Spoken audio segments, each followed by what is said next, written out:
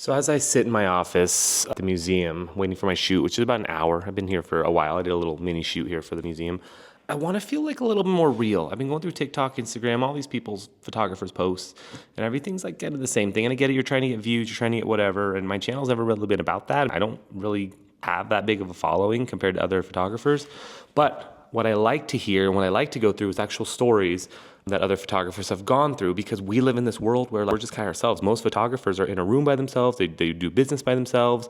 It's rare that a lot of us have like a big crew of people that we always work with, right? That's just how our business comes. I went cross-eyed there. So I'm going to tell you guys a little bit of stories. I'm going to tell you a story about something that happened to me at a wedding a few months back. And it made me upset. It made me feel crappy. And it was in front of a bride, which was even worse. Let's talk about it.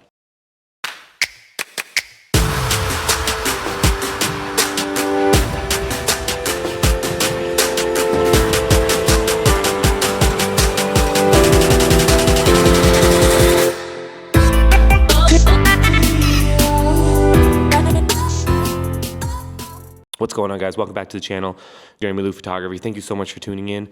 Guys, if you're new to the channel, please consider subscribing. Video helps you in a way, give it a thumbs up and click that bell for notifications. I'll tell you every time I come on. My style in videos is just to rant until it's done and do a little bit of editing after. So we'll see how this works for you guys.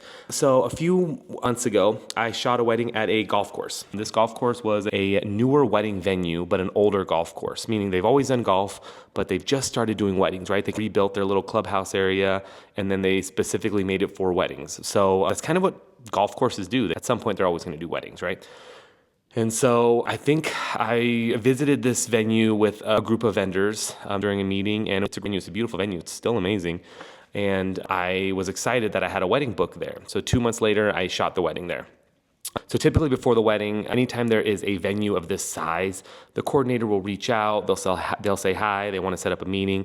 This didn't really happen with this, but they did send an email out on specifications of where everybody can park, the permit stuff, all that stuff. And specifically on my world of photographers, I look at the photographer section, it says places you can and cannot shoot, right? Places you can shoot theoretically.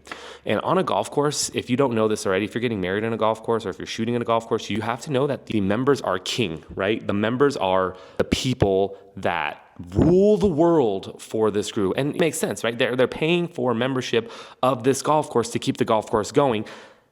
And it's always a disconnect with the golf pro on the golf side and the wedding team on the wedding side doing events, because they both have to make money, but they both care about their own situation. And so what typically happens is the golf pro runs over the wedding team. And that's what happened at this wedding. I was shooting the wedding everywhere I was supposed to. I did the getting ready stuff at different locations. There's 2 different Airbnbs. We did that. So then we all go to the wedding venue. I say hi, introduce myself to the people that would say hi to me. This wedding venue was a little bit different because everybody's a little cold. Everybody was they didn't really care about the photographer. They didn't really care about the vendor team. In fact, the DJ tried to say hi to some people. I met the DJ for the first time that night. Really cool dude. And me and him were looking back and forth. Did we do something to mess up the situation tonight? What did we do? And I think it was just how the team reacted, right? These people are food servers, they're bartenders, they're setting up tables, they're setting up the room, and they were just cold, and they don't owe me anything at all. They don't have to be nice to me, but it would be nice because for the night, I'm a vendor, I'm on the service team, theoretically. I'm not a guest, I'm not sitting down. So if I need something or the bride needs something, it's great for me to be able to do that. Cool. So when we start doing that, I start shooting the bride, shooting the groom, and I take the bride to the designated section that I'm allowed to shoot, right? We shoot upstairs. It goes downstairs, this beautiful area. We're overlooking the golf course, and we get to an area where I'm designated to shoot. This is a spot where I'm shooting. I'm not going past it. I'm not going onto the green. I'm not doing anything weird.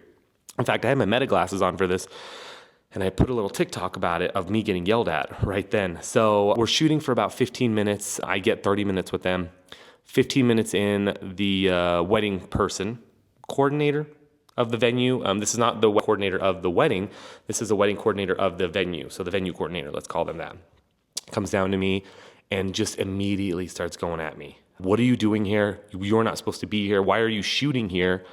And I'm just in the fact of, this is where you told me to shoot. This is where we were told to shoot. In fact, I even asked a couple people up there because on her team where we could, just to verify where we could go, because I've never been there before. And she said, I sent you an email. And my mind goes, I get the email. I don't know if I got the email. But then after I spoke with her, I was like, you did get the email. This is the only reason I knew I could shoot here was because of that email. But I wasn't 100% sure that was the email she was talking about. So in the video, I'm sitting there going like, I don't know what you're talking about. Like, is the email here? And she goes, well, I'll resend it to you right now. I'm like, there's no point resending it to me right now because I'm already out here. So I'm shooting in the brush to the left. The golf course is to the right. There's these beautiful trees over here. So we're shooting over there. And she's going hard at me and saying, get out now. Go, go, go now. And she is concerned, and this is her job. She's concerned that the golf pro will see me shooting and then she will get reamed for it.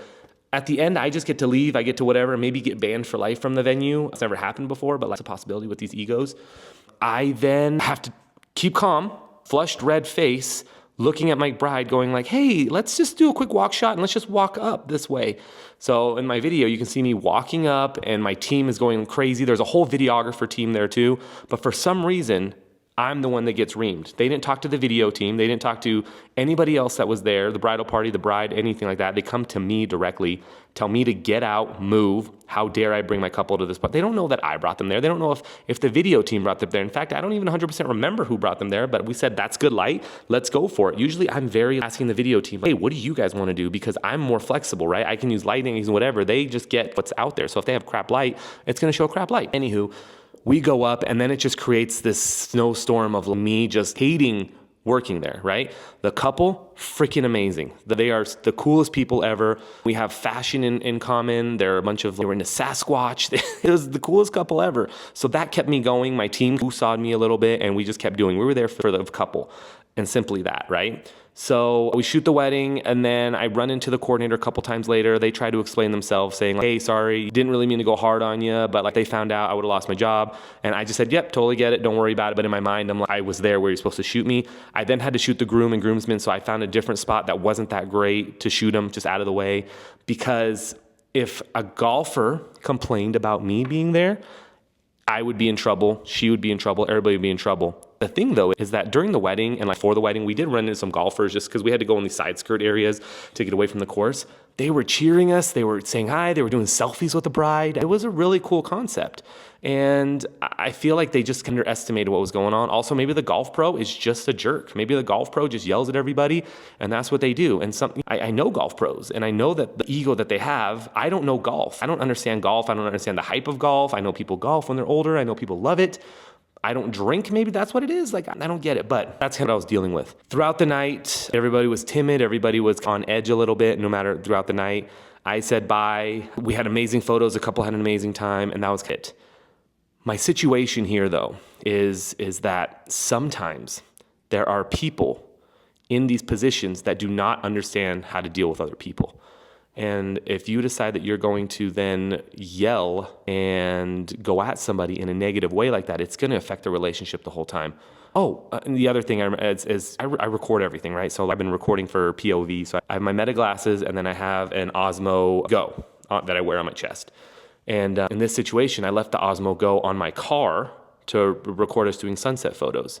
The amount of negativity that the coordinator was saying that the camera could pick up, I didn't get this till weeks later, was insane. How I was taking too long. We did sunset shots 5 minutes away. We had to drive with our couple 5 minutes away. And then we shot for 10 minutes and then 5-minute drive back. So 20 minutes gone, right? But 10 of it was shooting. If I was shooting where sunset was close, I would have been done in 10 minutes. But the amount of time that's saying, this photographer's taking forever, this photographer's pushing us behind, this photographer's doing whatever. We were early on timeline, in fact. We were doing sunset photos at the location that the venue wanted because the venue wants these images to promote. Sunset photos were amazing. We did some epic shots with Magmod, did some silhouette shots, got some amazing video with it. And then I listened to this video 2 weeks later. So it's one of the venues where I don't know if I will never work there again or won't work there again, but I'm going to be very careful in doing that. We live in a small town. We live in the Reno, Tahoe area. And it's just one of those things where I'll never forget it. And you can't really talk bad about people all the time and then expect them to want to help you and do all that stuff.